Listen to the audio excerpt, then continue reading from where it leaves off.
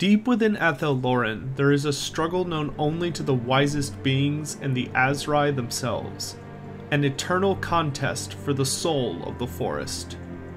Having endured millennia of savagery and war, the forest spirits found within have ever been tempted to give in to despair and cruelty. This is the true purpose behind the elves' alliance with the forest spirits. They are custodians, meant to guard against the darkness lurking within the heart of every tree. And yet, in many ways, they have all but failed in their task. There is no greater example of this than mighty Durthu, eldest of the ancients. Once he was a kind and tender-hearted hero of the elves and spirits alike, but now is a towering incarnation of wrath and hatred. His peaceful and benevolent mind tainted by the madness of loss and endless violence. This is the legend of Durthu, told in reminder of the Azrai's failure, and yet in hopes of their redemption. In a golden age long forgotten by all but the oldest creatures, the world existed in a state of relative harmony. The old ones were well into their various experiments. The Lizardman Empire stretched across the world even as the elves and dwarves began to develop their own nations. The strange spirits dwelling in Athel Loren had already matured into mighty beings of bow and branch, the treemen ancients having been created before any save the Lizardmen themselves. During this era of peace, they explored the world, for as the Oak of Age's roots connected to other forests, the spirits could travel by the world routes. It was in such a manner that the spirits discovered the magical forests of Avalorn and the elves who dwelt there. The mightiest spirit who ventured away from Athel Loren was that of Durthu, who was the greatest of his kind in both strength and spirit. During his time among the glades of Ulthuan, Durthu slowly developed a liking to the children of Aisha. Unlike the other races he had encountered, they treated the forest spirits with reverence and whispered to them in hopes of learning their secrets. After many gentle years among the summerlands of Avalorn, Durthu, known to the elves as Oakhart, befriended the Aesir. Of them he developed a particular fondness for the Everqueen Astariel. Eventually, Durthu consented to teach them how to shape the trees without harming them, and many other secrets his kind possessed. Thus did Avalorn enter a golden age the likes of which it would never see again, as the forest spirits and elves guided the meadows into beautiful life. Durthu was pleased with this alliance, and continued his efforts to awaken the trees of Ulthuan. Then, the demons came. The eldest of ancients watched with no small amount of disgust as the dark gods descended upon the world. Legions of endless horror attacked all over Ulthuan, though during the early invasions they carefully avoided Avalorn. Any hope that the Summerlands would be spared was dashed when the Hellas legions finally descended. Despite knowing that the Great Forest was likely also under assault, Durthu chose to make his stand in Avalorn alongside the elves. Many of the forest spirits joined him, refusing to flee before the hellish legions. Oakhart fought with desperate strength, slaughtering demons by the hundreds with mighty sweeps of his arms, even as his strangle roots tore bodies apart. Yet, even for all his valor and might, even Durthu could not stop the tides of madness. The battle raged on for days, as the spirits and elves were pushed back and surrounded. Slowly but surely, the elves and spirits were driven deeper into the heartlands of Avalorn until there was nowhere left to retreat to. It was at this final stand that Astariel made her final plea. The Everqueen begged Oakhart to rescue her children from the demons, taking them far from harm. Durthu was silent for some time, frozen in thought at the request humbly laid before him. On one hand, to bring blooded creatures through the world routes would be a dire transgression, and the ancient had little interest in incurring the wrath of his peers. However, in his time in Avalorn, he had observed how the elves and spirits had been far stronger together than on their own.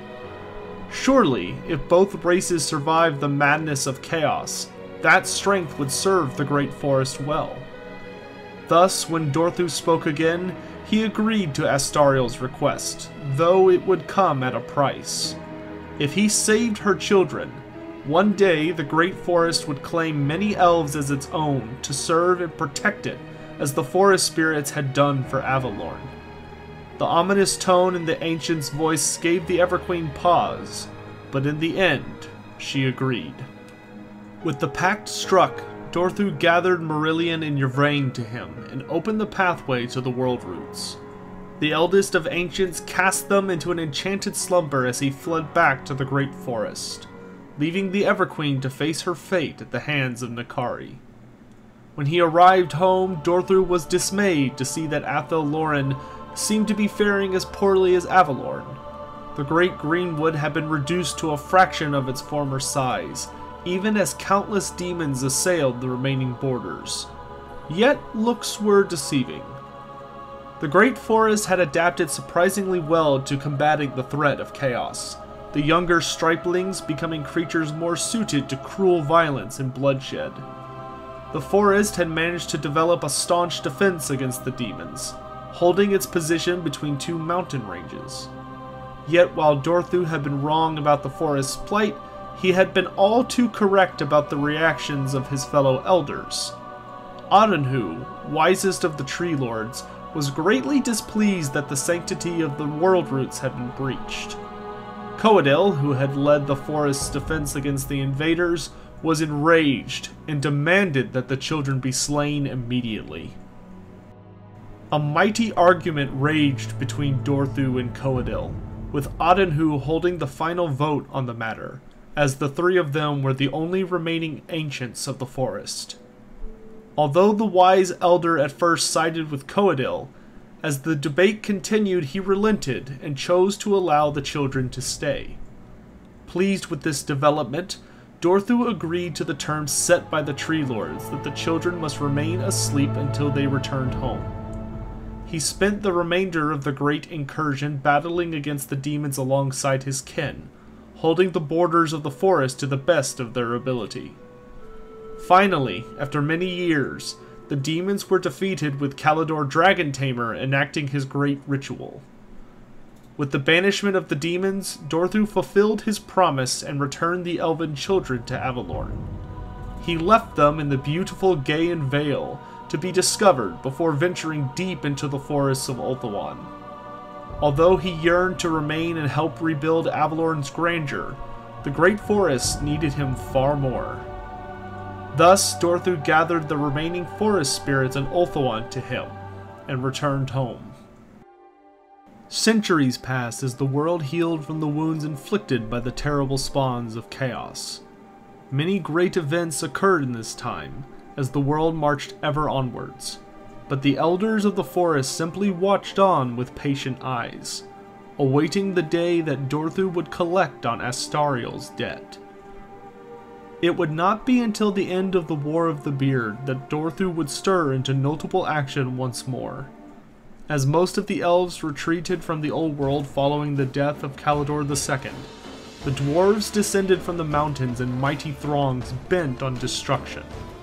They fell upon the great forest as the first snow of winter began to fall, hacking and burning to warm themselves. This aroused the wrath of the forest, but the spirits had ever been sluggish during the season of frost. The only ancient who had yet to enter slumber was Durthu, so he led a mighty force of dryads to combat the callous Dawi. Despite all of his strength and the element of surprise, the chill air slowed the spirits too much, and they were butchered by the mountain folk. The eldest of ancients himself nearly perished as well, dwarven axes cleaving away part of his face to expose pulsing life within. Heavily wounded with his handmaidens scattered, the Tree Lord retreated deep into the forest to escape certain death. He realized there was no way the forest could win, so he bade the great wood to open pathways to dump the dwarves onto the encampment of the elves who had chosen to stay in their homes nearby. Believing themselves under attack, the Aesir sprang into action and brought the surprised dwarves to battle. Durthu continued guiding the paths of both factions as they skirmished, using Athel Loren's magic to guide the elves along swift trails, even as the dwarves found themselves struggling through tough undergrowth. Every time the stunted ones tried to close with their foe, the elves would mysteriously vanish, only to appear an impossible distance away moments later. Infuriated by a foe they could not catch, the remaining dwarves retreated to the safety of the mountains.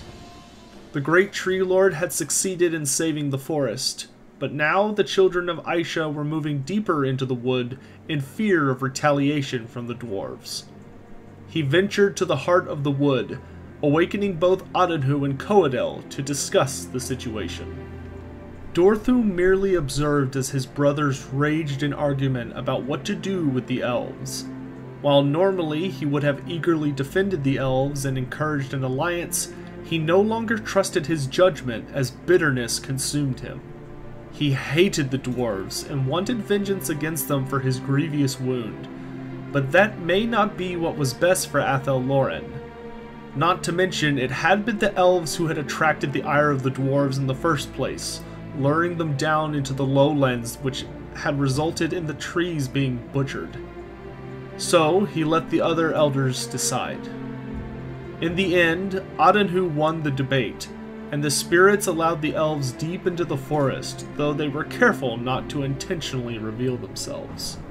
The Tree Lords watched on as the elves embraced life within Athel Loren, treating it with great reverence and respect. They learned the art of tree singing once more, and were careful that whatever they took from the forest they gave back in equal measure. This appeased the forest, and the elves made their first steps into becoming what would be the Azrae. However, this peaceful coexistence was thrown into turmoil when word arrived that the dwarves were returning with vengeance in mind. A great throng marched down from the Grey Mountains, one the elves could not possibly defeat alone. Worse yet, a mighty Wa was only days behind and heading in the same direction. The time had finally come for the spirits to act. As Adinhu went to meet with the elves, Durthu prepared for war. He gathered a great host of treemen and dryads before heading out to battle. For the first time, the elves and forest spirits fought side by side, the eldest of ancients leading the charge against the stunted folk. Durthu smashed through ranks of dwarves with mighty swings of his arms, crushing the occasional thane to a bloody pulp beneath his roots. The dwarves felt his wrathful vengeance as he swept their pitiful shield walls aside, ranks of dryads and elves filling in behind him. No foe could stand before him, and it wasn't long before even the legendary stubbornness of the dwarves broke. Finally, the forest had claimed revenge for the atrocities committed by the cave dwellers with their dead heavy on the slopes. However, despite this victory, things remained grim, as snow began to fall. The winter of woe had begun. It did not take long for the Greenskins to descend upon an already weakened Athel Loren. It was the mightiest Wa seen in an age, and a winter more chill than any could remember. Durthu felt his body weaken and slow, as the chill seeped in even as he faced off against the initial onslaught of the orcs. For every foul creature he stomped into a bloody pulp, it seemed another 10 took its place. The abominations were endless, and swarmed like locusts across the forest, hacking and burning as they went. For an entire season, Durthu led the Azrae against the Wa, yet for all his might, they continued to lose ground. The cold was just too much, sapping the spirits and rendering the defenses of the forest moot. Thus, the eldest of ancients called for a last stand at the Oak of Ages, for there was nowhere left to run. Yet the great forest was saved as spring bloomed once more, birthing Orion into the world for the first time. Durthu joined in the slaughter of the Greenskins, and was thankful that Athel Loren was saved. With the end of the orc incursion, Durthu was finally able to retreat and tend to his personal glades. He and the other elders looked on in satisfaction as the elves completed their transformation into the Azrae under the leadership of Orion and Ariel. Balance had been restored to the weave, and the forest could now heal. For the first time in hundreds of years, all was well. For a time. Durthu spent the next 2,500 years tending to his groves and marching out to crush the occasional force of beastmen or greenskins. He watched on as the elves' arrogance continued to invite horrible tragedies upon the great forest, such as the invasion of Morgr and the ensuing madness that claimed Coadil the Cunning. It seemed that every few hundred years some new foe would strike against the Azrae, whether it be dwarves, demons, or the young nation of humans. Even then, the Eldest of Ancients could have ignored the cost, at least until Ariel herself fell to corruption. Durthu had been all too aware of how the weave was tipping into chaos, thanks to the Mage Queen's actions, her pursuit of dark magic causing many glades to sicken and wither. Yet even then, Durthu had faith that the elves would maintain their oaths to protect the forest, that in the end they would make choices which best served Athel Loren. He was wrong to have trusted them. Around the imperial year of 1650, the Eldest of Ancients felt a terrible evil pulled through the sacred world roots to the heart of Athel Loren. Disgust and outrage filled his heart as he recognized the abomination which had been granted access to the most sacred of paths, Morgr. Durthu rushed to the Oak of Ages with all the haste his mighty limbs could manage, forcing his way past the Guardians of Ariel to witness a most profane ritual. The Mage Queen was attempting to devour the power of the Corruptor itself, taking all his evil into herself and by extension the forest. This could not be allowed. Durthu launched forward into the ritual, bringing down the Sword of Daith to slay the foul beastman in a single blow. His anger deepened for Ariel, railed and screamed at him as thanks for this deed. He departed from the king's glade with not a word to her, the hateful curses of the Mage Queen following him back out into the forest. Durthu suspected that this was not the end of rising tensions with Ariel, but even the Eldest of Ancients did not fathom what was soon to come. The darkness within the Mage Queen became too much for the weave to bear. The forest began to wither and decay from such terrible corruption. Durthu considered the idea of confronting Ariel to end her apparent madness, but he was already too late. A terrible pang of loss and sorrow struck the ancient like a hammer blow, and he knew in an instant all that had occurred. Adonhu the Wise, one of the last 3 elders of Athel Loren, had fallen.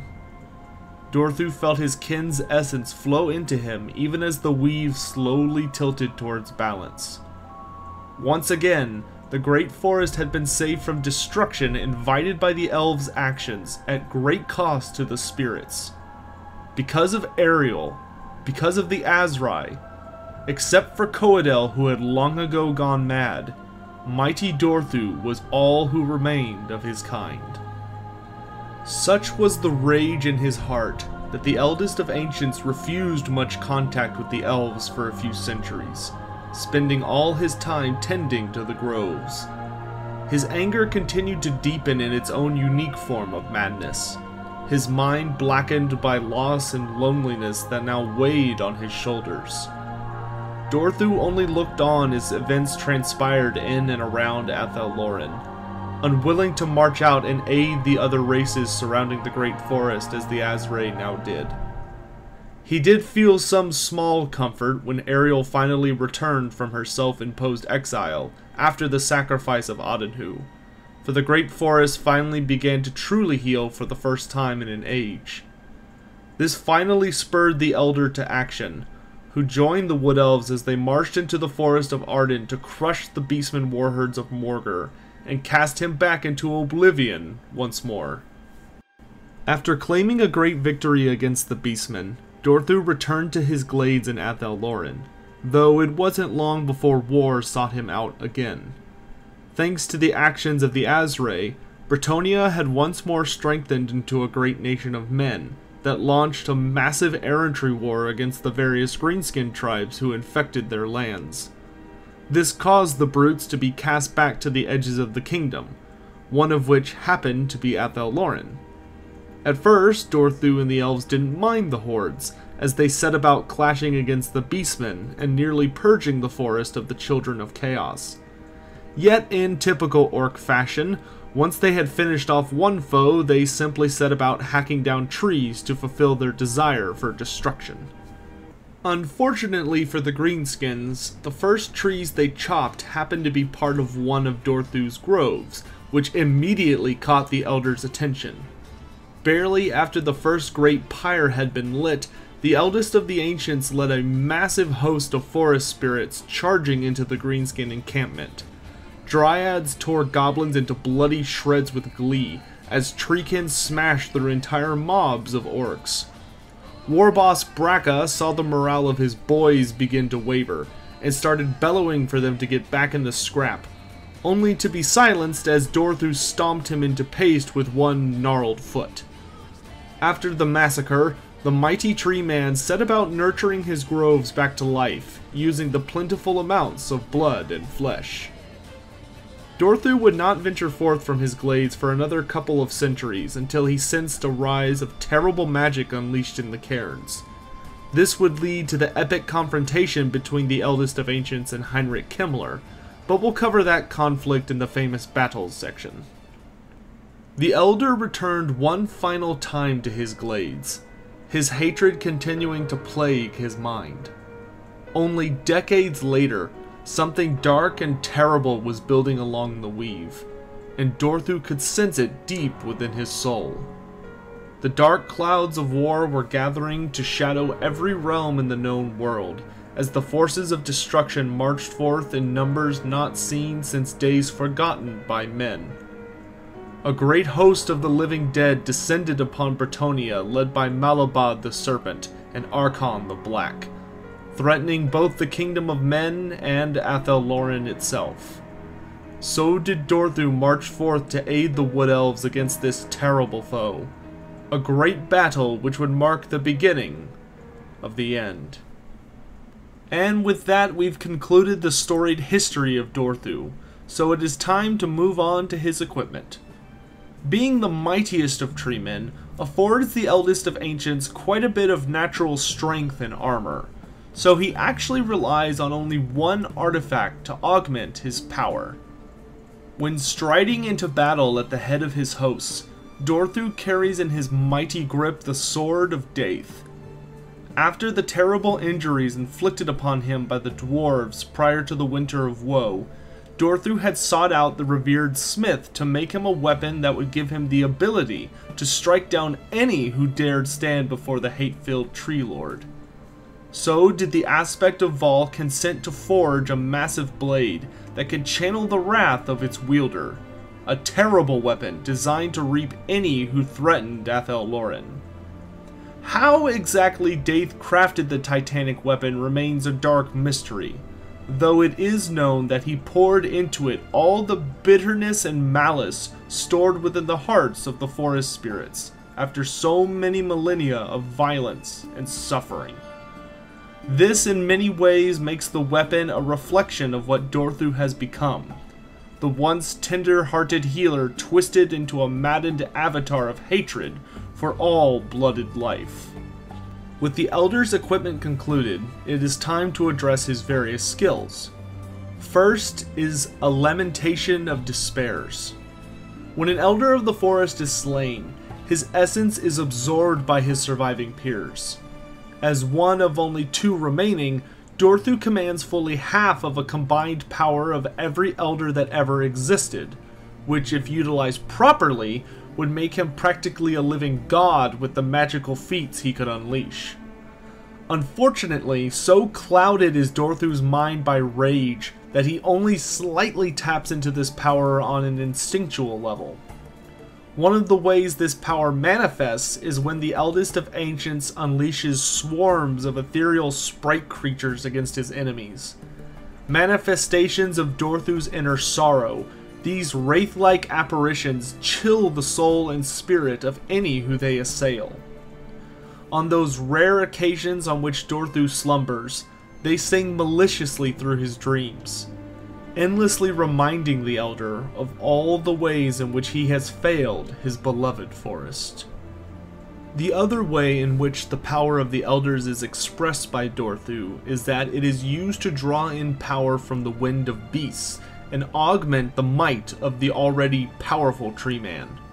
Should he ever be willing to let go of his hatred and heal his wounded soul, however, surely the magic he could unleash would make him one of the greatest casters in the world. Although it goes fairly without saying, Durthu is one of the most physically powerful beings to be found in the Warhammer world. His great size and age have only increased his might over the millennia, and he's easily able to go toe-to-toe with the largest of dragons or greater demons. The Sword of Daith augments him even further by allowing him to match blows with his enemies without risking his own limbs in the process like most treemen do.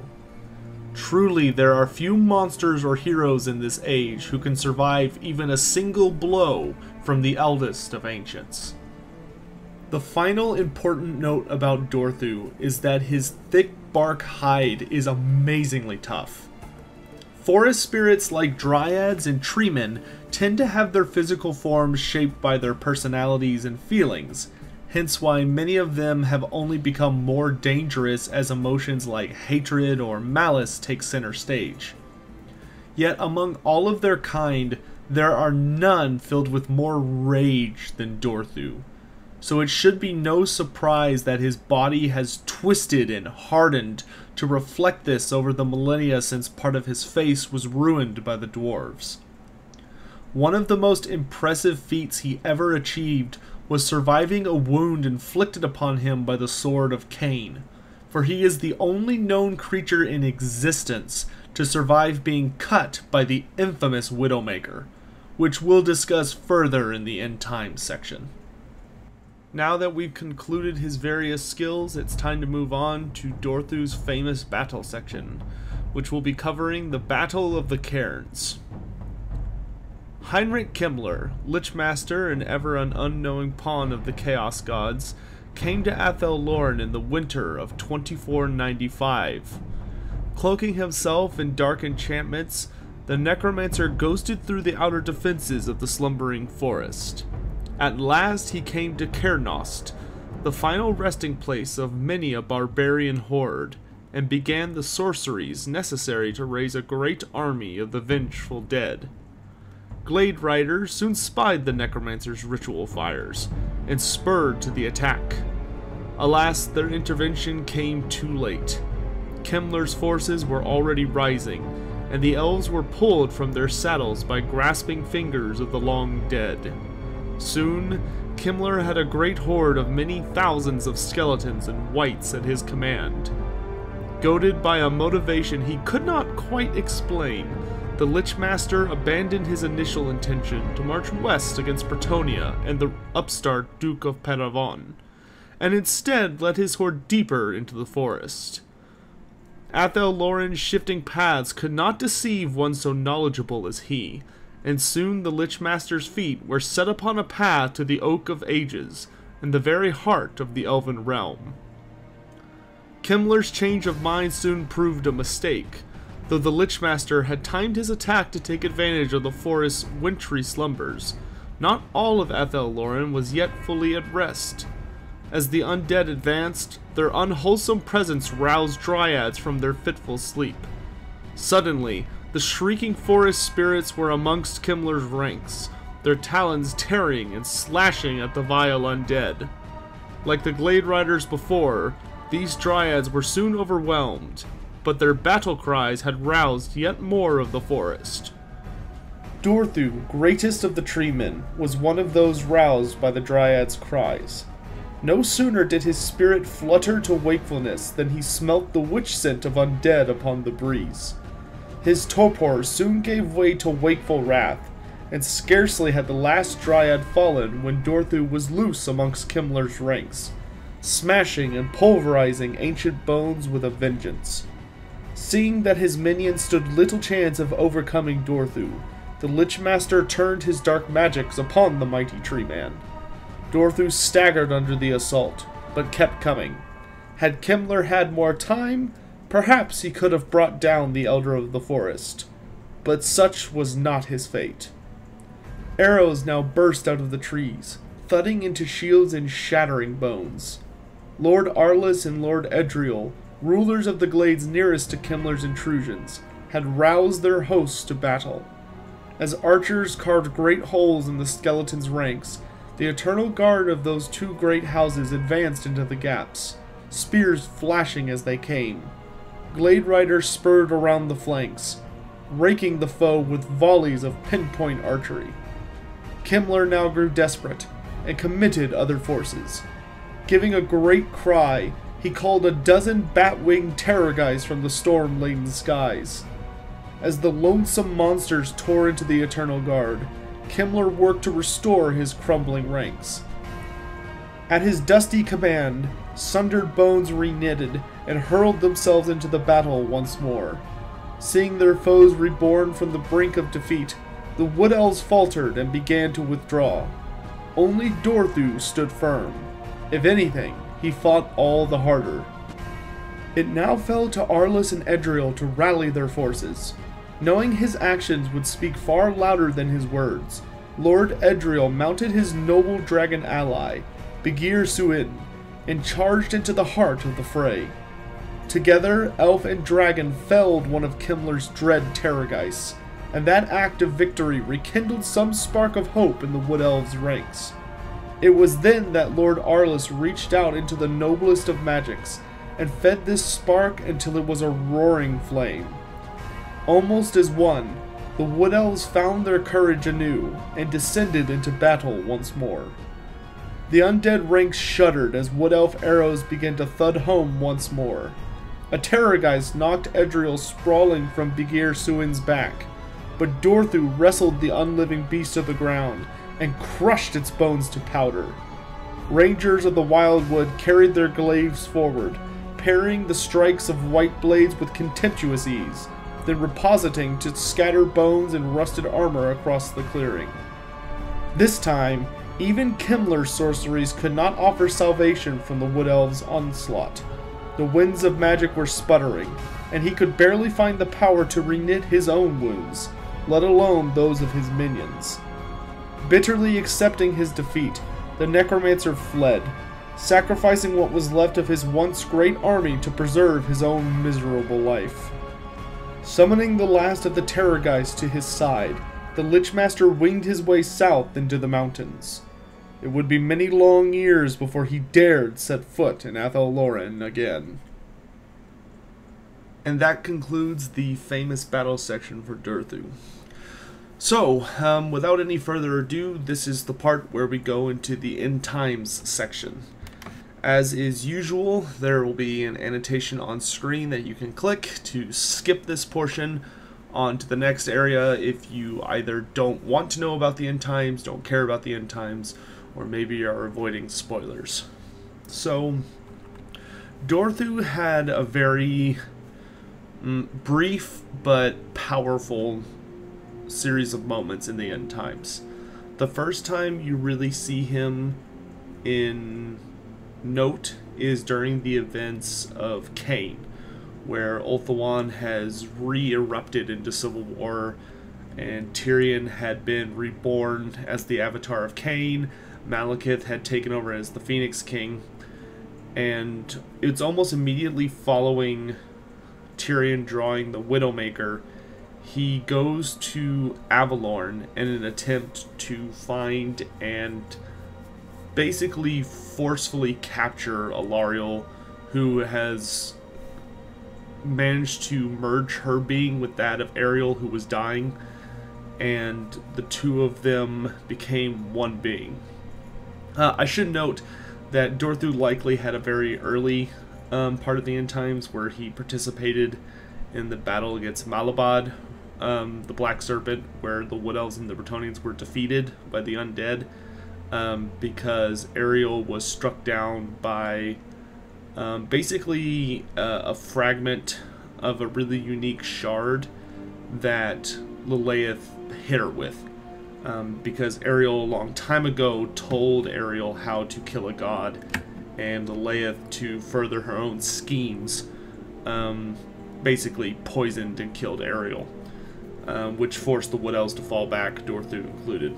So moving on, when Tyrion arrived in Athel Loren, he found Alariel leading the Wood Elves along with a few various High Elf groups, and he basically challenged everyone that was defending her to hand her over to him immediately, and she thought to beat him back with magic, but of course Morathi basically had a pretty nasty scheme up her sleeves that incapacitated Alariel for a pretty good amount of time.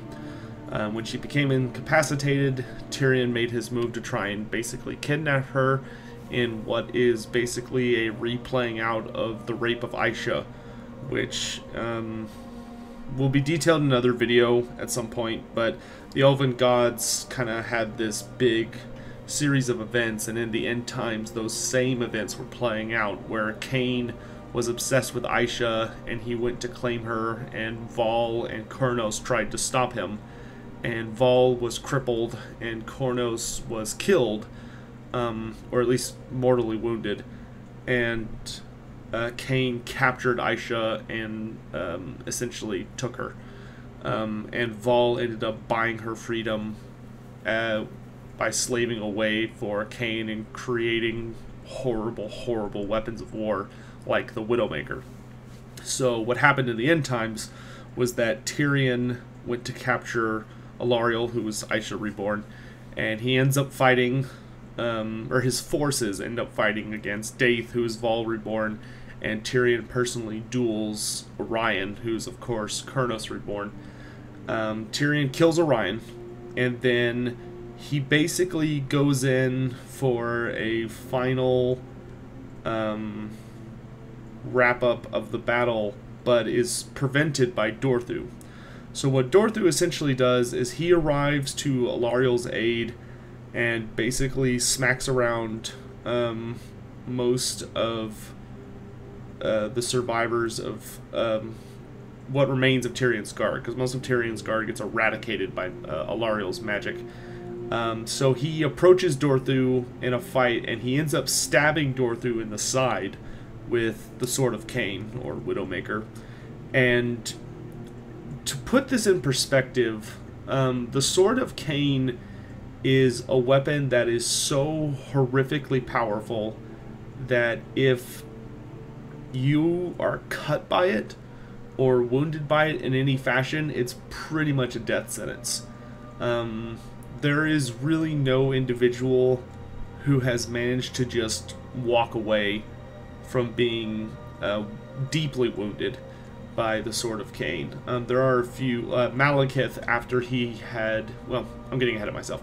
In any event, Durthu was horribly wounded by the Sword of Cain, but instead of, you know, dying like most people would, or even muttering in pain, Durthu basically grabbed Tyrion's sword, and he ripped the Widowmaker out of him, and basically stared at Tyrion for a moment, and then sort of more in mild and extreme annoyance over anything else, he literally picks up the sword, which Tyrion refuses to let go of, so Tyrion gets ripped out of his saddle, and Durthu flings him around his head and then just fucking throws him out of Athel Loren.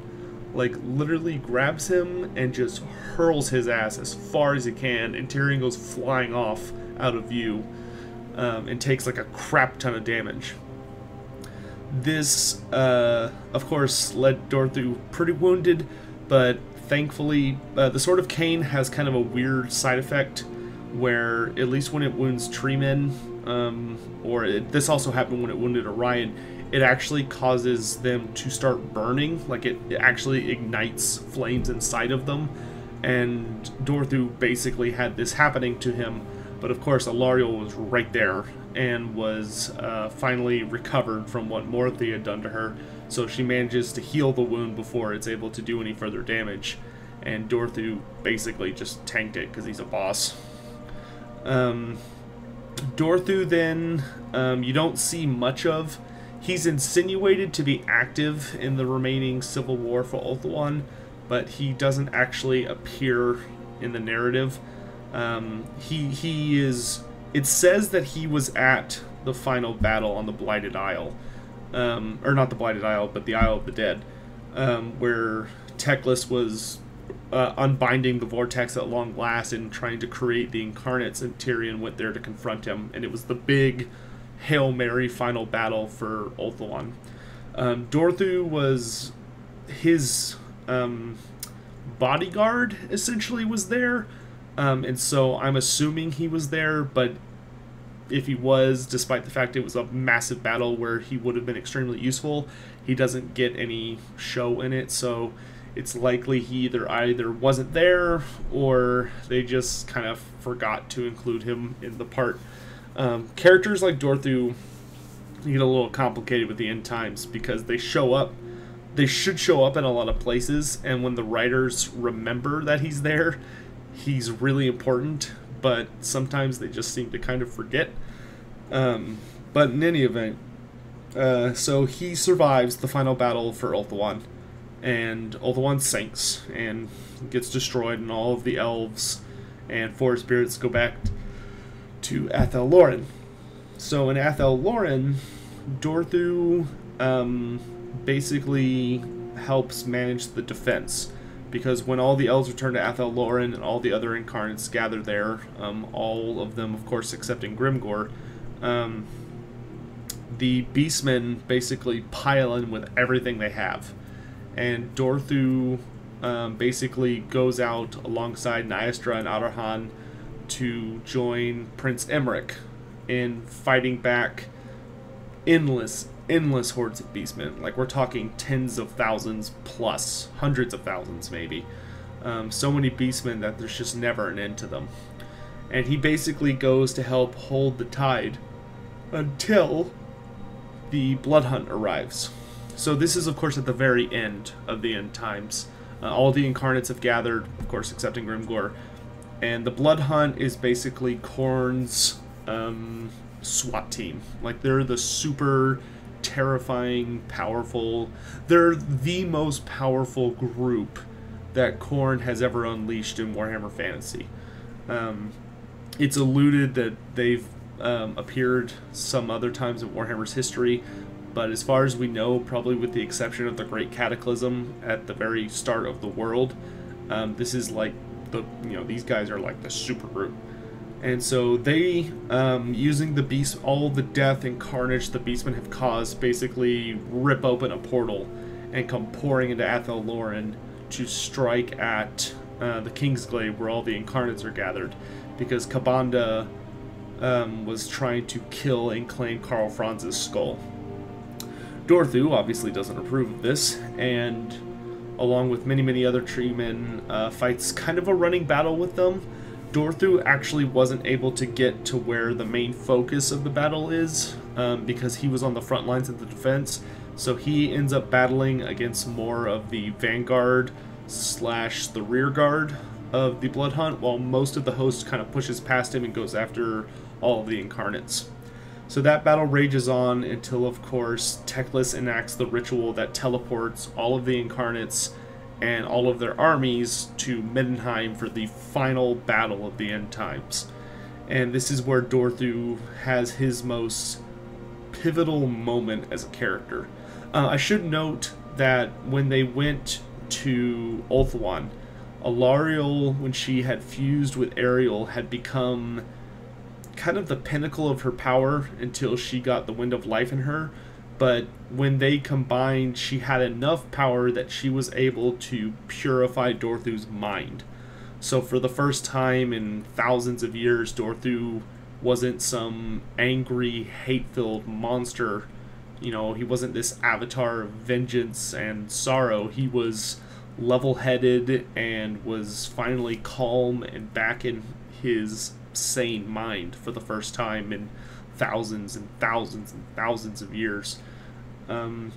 So he was wiser and was just a complete monster, beating the crap out of the forces of chaos wherever he shows up. So in the final battle of Middenheim...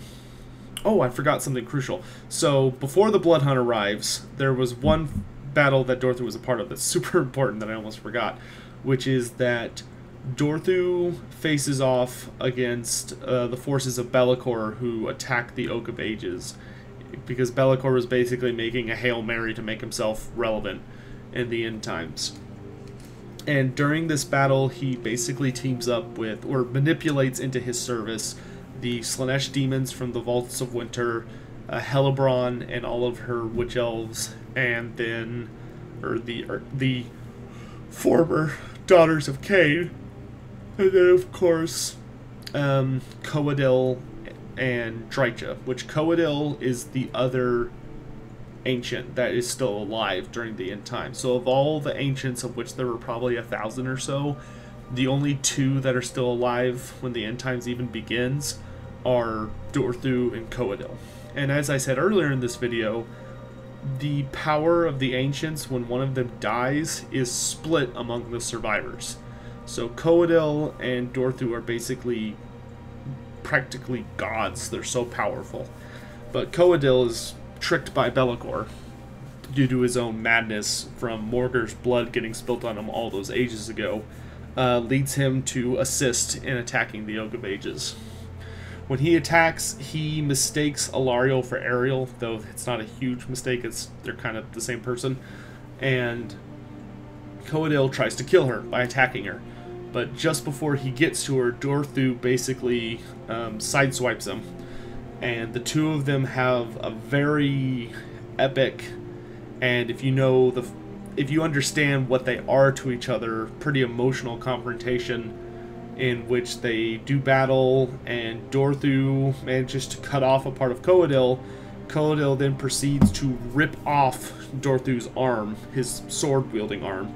He rips it off at the wrist, so that Durthu's blade basically is useless, and Durthu's bleeding all over, is dying. And the two of them continue battling, but Durthu puts his better strength to use and manages to pin Coadil by basically getting behind him and pinning him at the throat. And Alariel uses her magic to regrow Durthu's hand, and when he gets it back, he picks up the Sword of Daith and he stabs, while he has Coadil pinned, he rams the blade through Coadil's heart through his back. And basically in this horrible moment of, he triumphed over his enemy, but he also killed his own brother, who is, despite Coadil's madness, Durthu did, love him, and they were part of the same thing. They're both ancients of the forest, elders of the forest, and they were closer than siblings in many ways. And Coadil was finally struck down by Durthu, and he died instantly, is the only good part about it. And basically Durthu impales him and then drops his corpse, and now all of the ancients' power belongs only to Durthu. So after that, that's of course leads to the invasion of the Blood Hunt, which leads to them going to Middenheim. So in the final battle, Alariel and Durthu get teleported to a pretty shitty spot in Middenheim, because the way Teclis teleported them was bonkers and didn't go off very well. It got them there, but it split everybody up, and Alariel and Durthu kind of got shafted with where they were teleported to, in that they were surrounded by corn worshippers, beastmen, and Hellebrand's dark elves. So they get attacked on all sides by all these guys, and basically all of them, the circle of elves and tree spirits protecting Alariel is just getting smaller and smaller and smaller, except for where the various tree men are in Durthu, who are just so monstrous that even all the power of those Cornites, beastmen, and elves can barely harm them. The dwarves show up, led by Balthazar Gelt, and they end up using a series of explosions to explode a wall that crushes all the beastmen.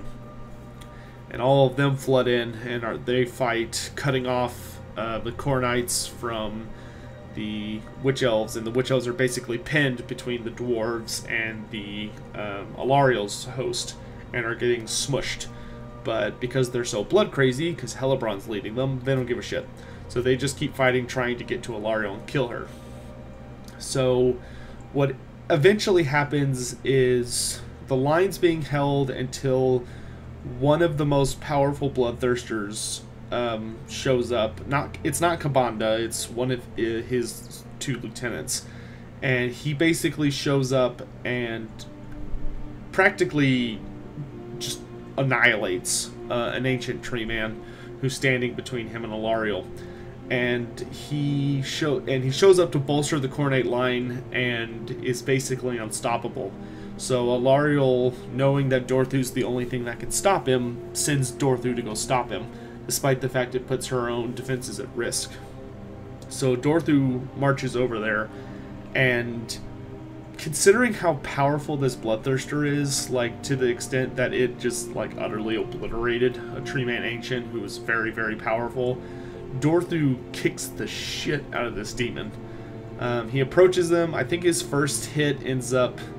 Or what happens is that Durthu basically runs up and punches him, and then while the two of them briefly exchange blows, Durthu impales him in the stomach, and the greater demon attempts to harm him by just like hacking at him, but Durthu is so powerful now that he has all of the combined spirits in him that he just does not give the slightest of shits.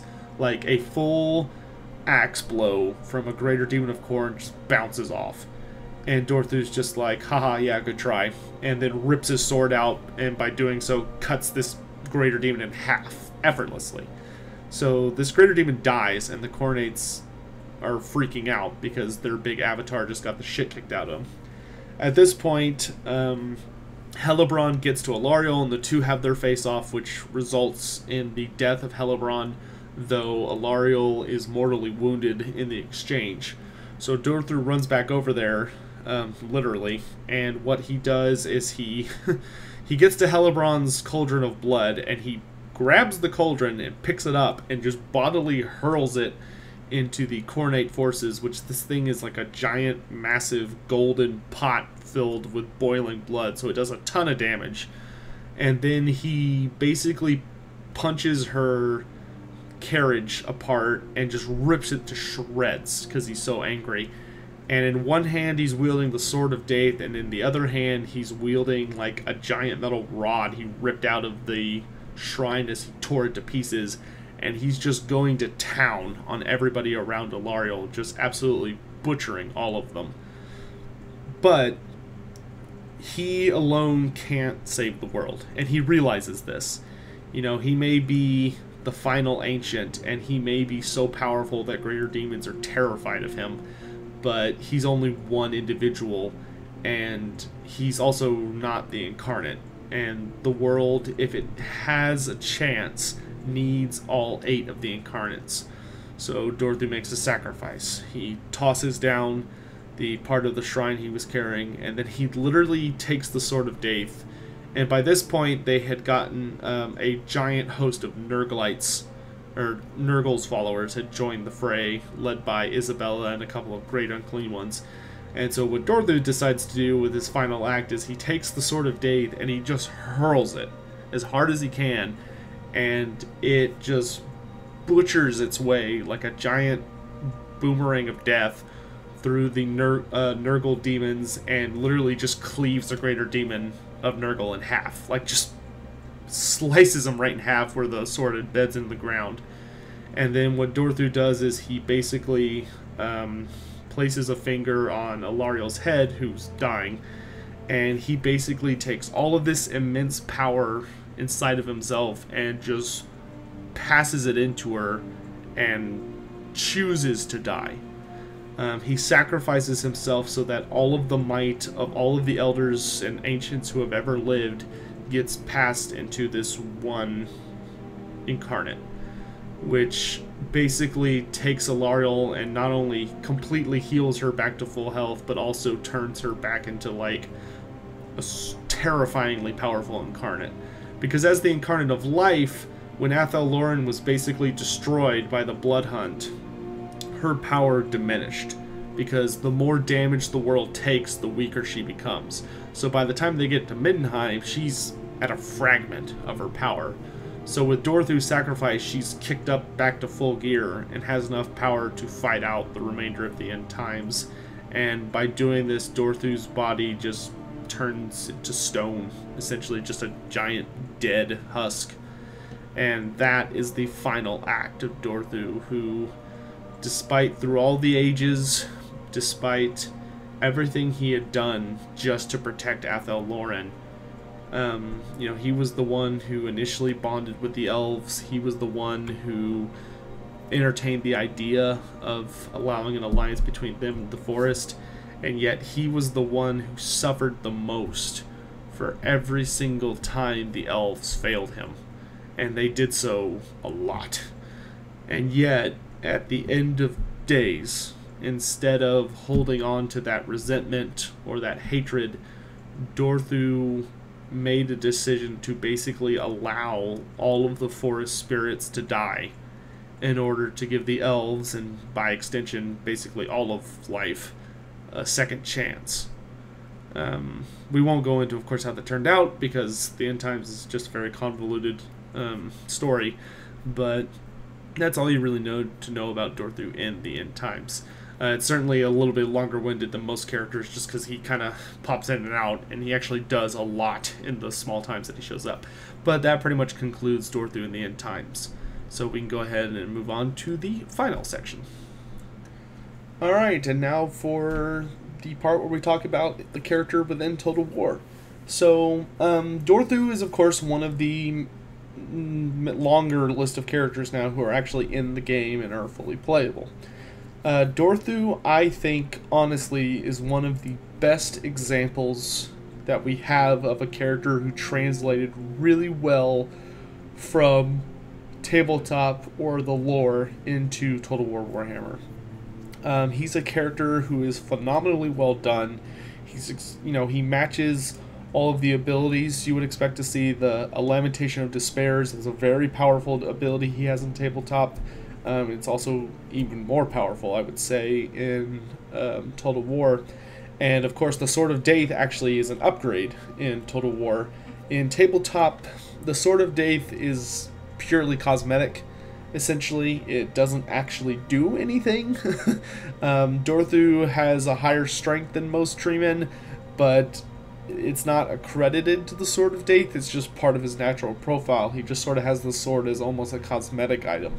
So I was extremely glad when in Total War they decided to not only, of course, have the Sword of Daith there, but upgrade it to being an actual magic weapon that does stuff.